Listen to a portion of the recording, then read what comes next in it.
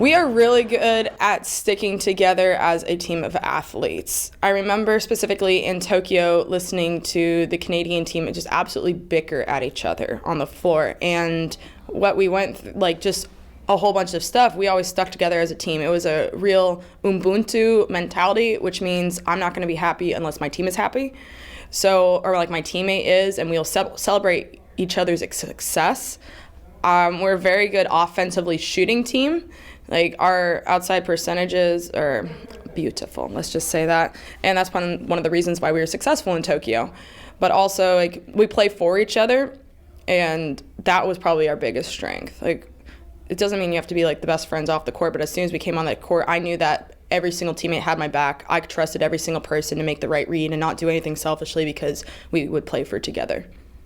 You're not going to be playing wheelchair basketball forever. It's a tough sport. It's a high contact sport, and we have to be prepared for the veterans and other people to eventually not like graduate, but retire. There we go. Retire out of it. So we need to do a better job at developing our pipeline, which it is in a process of doing it. So I am hopeful and just like excited to see the new people coming in. And it's completely different than college basketball. Like I remember playing a lot of USA and then coming back to college, and everything it's a slower game and it's very fast internationally, and just seeing it in my brain like, oh, that's going to lead to that. I know where this person's going to be in like 3 seconds ahead of time. So I'm going to set myself up like this to help them succeed. Like just trying to get people transitioning from a slower level. I'm not going to say necessarily lower, but a slower level of basketball up to a quicker pace game. In order to get to the Paralympics, we need to play well.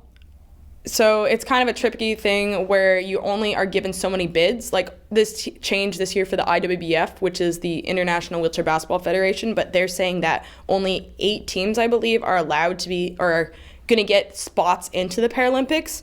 And based on how you finish at the World Championships in Dubai, is how many spots your zone gets. So like North and South America will get a spot, and then Europe will get a couple spots. But everybody, it's like the top 8 finishers of the world will get spots towards their zones.